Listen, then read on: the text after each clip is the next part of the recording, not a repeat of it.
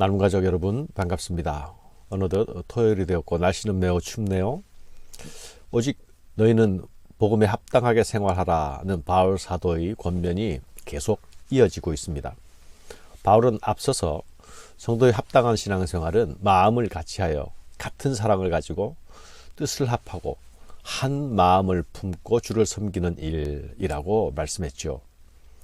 서로가 다른 사람들이 모여서 하나가 되는 일은 사실 말처럼 쉬운 일이 아닙니다. 그래서 사도는 교회에서는 다툼과 허영으로 해서는 안 된다고 말했습니다. 다른 사람들이 하나가 되어 한 몸처럼 섬기기 위해서 피해야 할 것은 다툼과 허영이요. 꼭 필요한 것, 꼭 장착해야 할 것은 겸손한 마음이라 했습니다.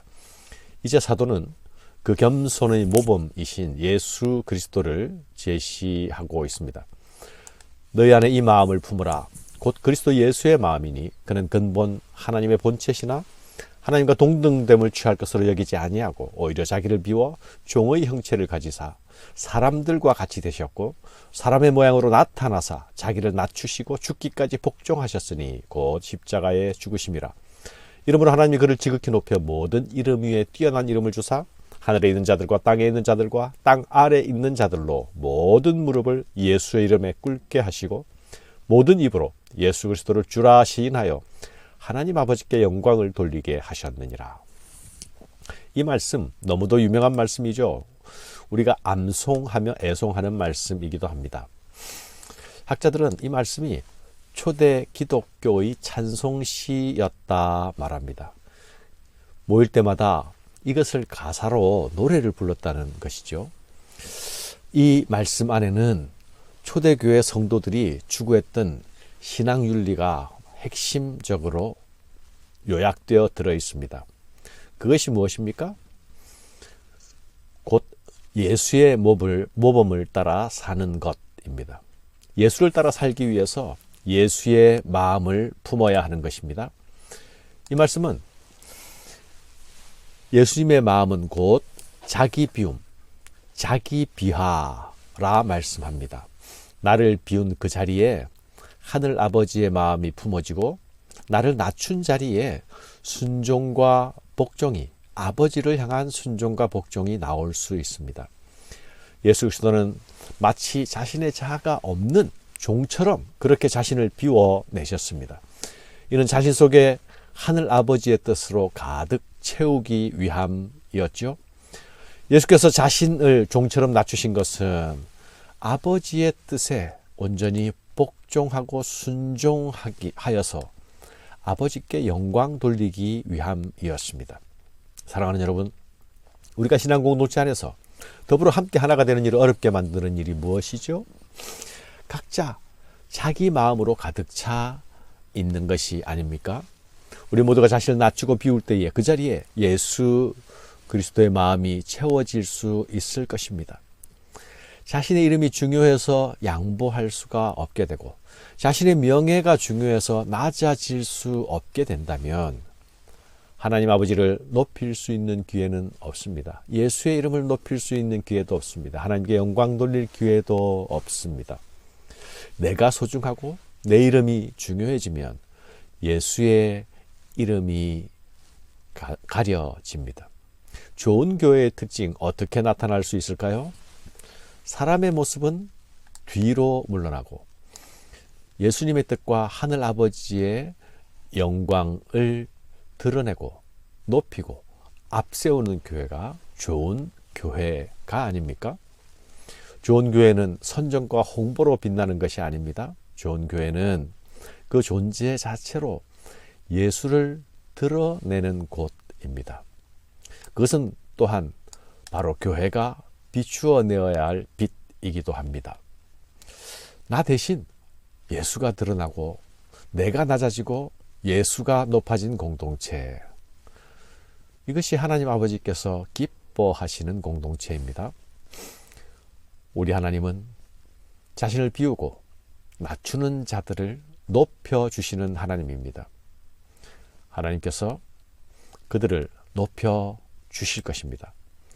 사랑하는 여러분, 복음에 합당한 삶을 사는 일은 또한 현재의 구원을 이루어가는 일입니다. 그리스도 예수의 마음을 품고 가는 일이 현재의 구원을 이루어가는 일에 꼭 필요한 일입니다. 그러므로 항상 복종하여 두렵고 떨림으로 너희 구원을 이루라. 바울 사도는 지금 두려움과 떨림을 가지고 이 일에 임하라고 말하고 있지 않습니까? 우리가 이루어가는 구원을 결코 가벼이 여겨서는, 경히 여겨서는, 대충 대해서는 안 됩니다. 가장 귀한 것을 그렇게 대하고 그렇게 다룰 수는 없지 않습니까? 만일 우리 가운데 그런 사람들이 있다면 내가 받은 구원 다시 점검해 보아야 합니다. 나는 지금 나의 구원을 어떻게 대하고 있는가?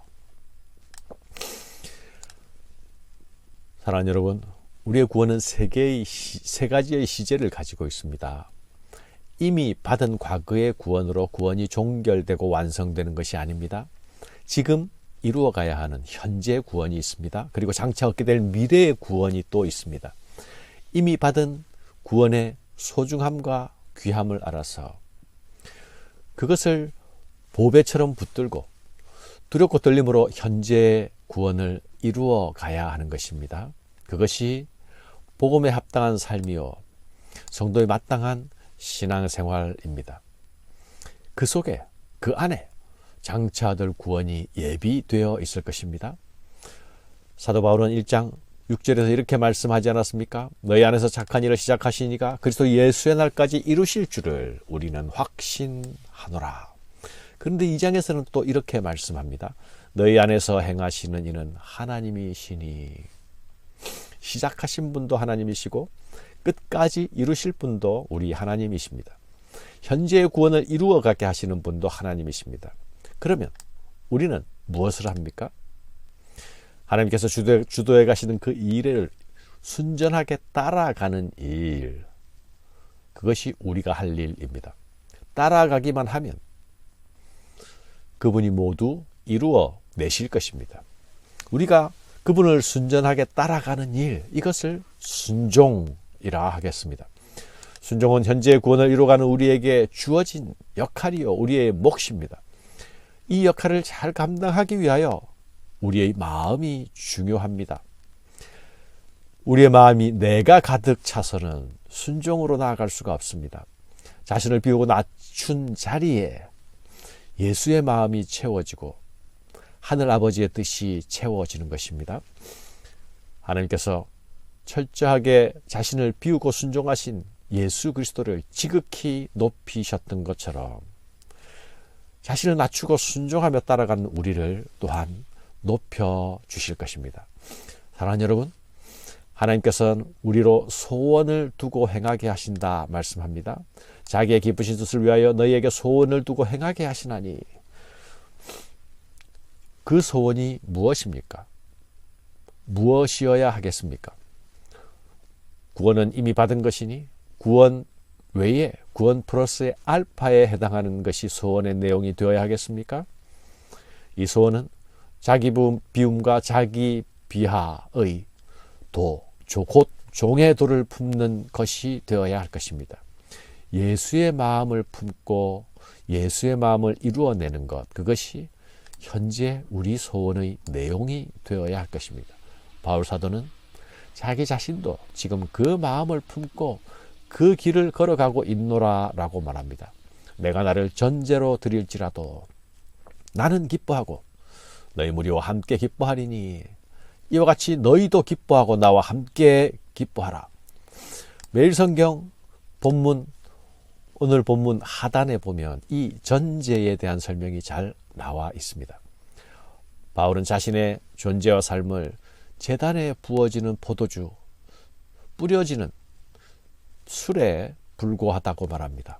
그렇지만 나는 그것을 기뻐할 것이다 라고 말합니다. 바울은 자신을 기꺼이 온전하게 그리고 끝까지 자신의 마지막 한 방울까지 다 쏟아 부을 것입니다. 그리스도를 위하여, 하나님 나라를 위하여, 복음을 위하여, 교회와 성도를 위하여 그리할 것입니다. 그렇게 내가 부어지고 사라지더라도 슬퍼하지 마십시오. 기뻐하십시오. 라고 말합니다.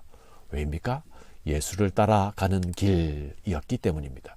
사랑하는 여러분, 나의 남은 시간들, 나의 남은 삶, 내가 아직 못다한 성을 쌓는 데 쓰여져야 하겠습니까? 아니면 사도 바울처럼 주님과 그의 나라를 위하여, 그 이름의 영광을 위하여 부어져야 하겠습니까?